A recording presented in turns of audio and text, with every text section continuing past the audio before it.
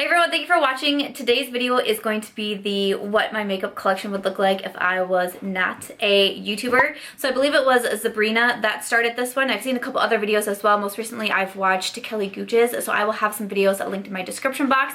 But I'm excited to do this one. So how I am going to do this is I'm going to show you what my makeup collection would look like kind of before I discovered YouTube as well, because once I started really getting invested in beauty videos and watching the beauty videos and, you know, subscribing to my favorite people, I started my channel very, very quickly after that. So I'm kind of going off of what my collection would be like before I really started watching the videos and building up my collection and going off of recommendations. So it's a pretty small collection that I'm about to show you, but I hope that you will enjoy it and some of the stories that I have to go along with these products. But why don't we go ahead and jump into it. Alrighty, so I'm gonna kind of try to go in the order that I would apply my makeup. So I did not use a primer.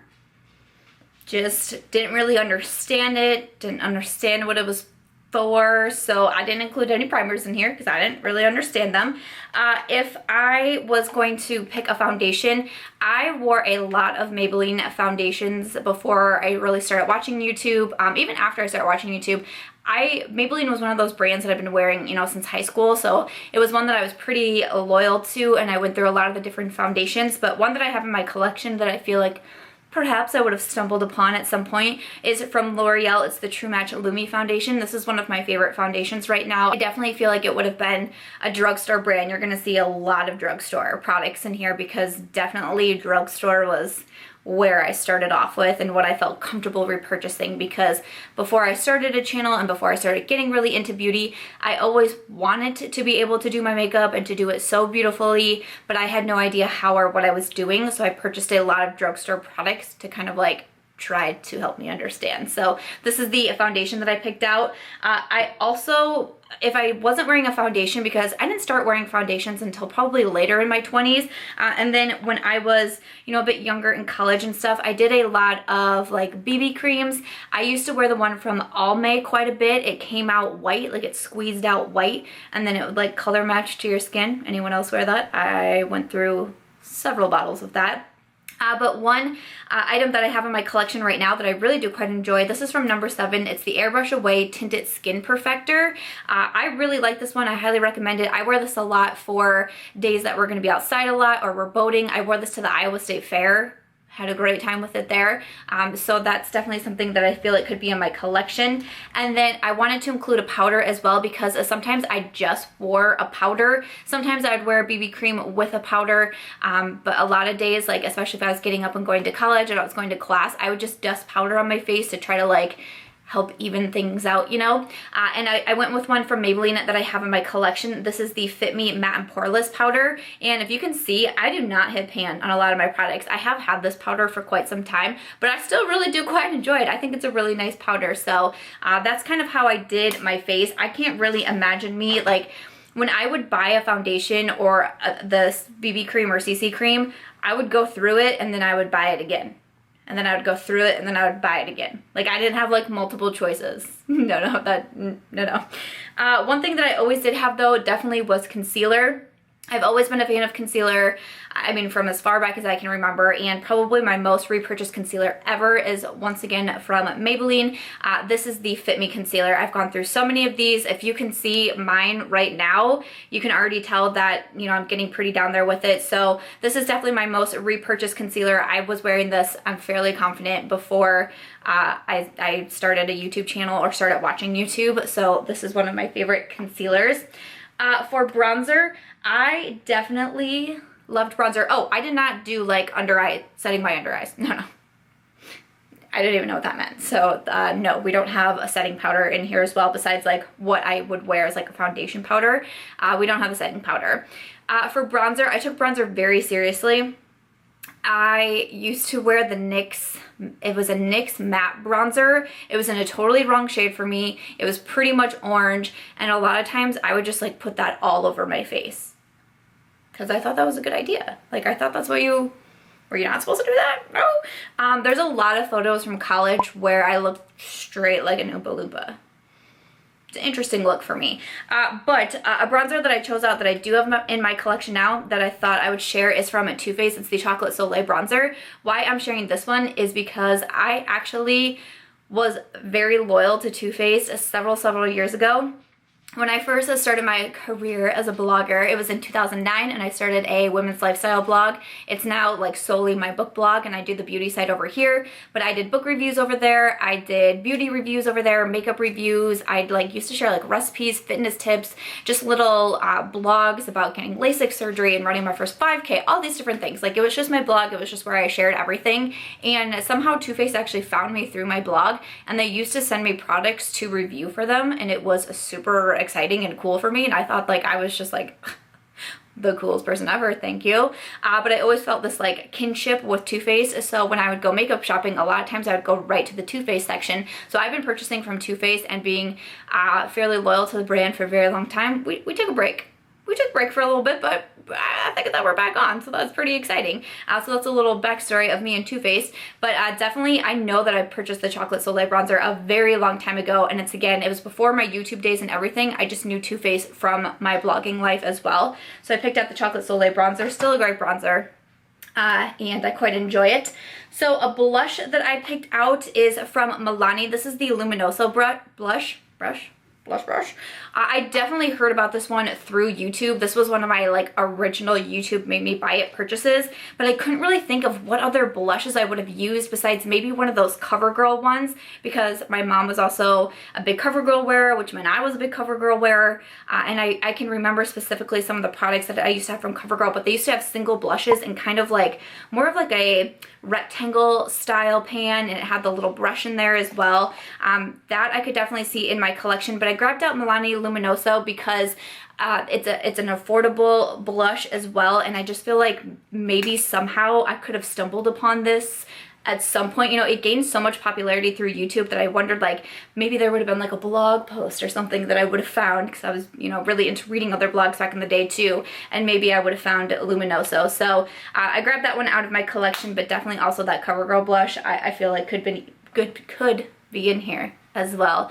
It's a tough day, you guys. I did just get done filming this. This is a Friday's makeup look. We were trying out some new makeup, so I'll have that listed down below. And I kind of go into a little bit more depth of why I'm kind of feeling some certain emotions that I'm feeling today, if you want to check it out, because I don't want to bring it up again because I'm gonna get upset again. Okay, moving on. Highlights.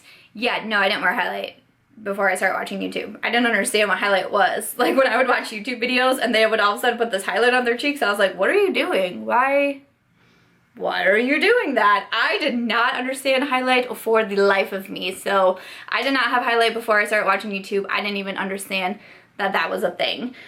For eyeshadow, I picked out a couple different products here. So one is from Wet n Wild. Now this is just something that's in my collection right now. This is a newer product, but this is the Rose in the Air palette. I chose this one because I remember I purchased from Wet n Wild. It was a palette called the Silent Treatment.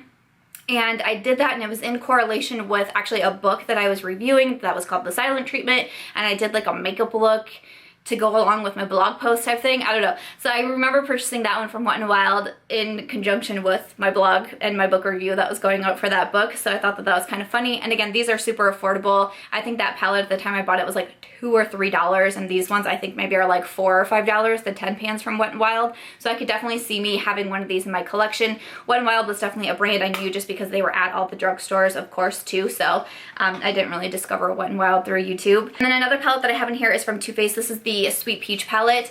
This one definitely I purchased it because there was a ton of craze around it when it first came out. Like, I was at my Ulta waiting for the store to open to purchase this palette because like the craziness was so real. But again, I chose it because I used to purchase Too Faced palettes, like the natural eyes. They used to come in like a cardboard thing, and they had, you know, little eye looks with how they got the eye looks, and I used to purchase quite a few of those. I used to have a lot in my collection. I actually won a giveaway once with Too Faced, like for all the people who, you know, all the like the little bloggers, like whoever submitted their review on time or whatever, we got entered into a giveaway, and I actually won one of those palettes as well. It was very exciting for me. I can remember getting the package and thinking like, once again, I am the coolest around. So I feel like I would definitely have a Too Faced palette in my collection for sure, just again because of that brand relationship that I did used to have with Too Faced. And then the Sweet Peach palette, you know, this one got a ton of hype, and I could see myself hearing about it somehow, even if not being on YouTube. And I really was attracted to all the colors in here. This is such a nice eyeshadow palette. It's one that I still enjoy. It's made it through how many declutters of mine. Even when I wasn't really feeling Too Faced vibes at the time, I still held on to it because I really enjoyed this palette.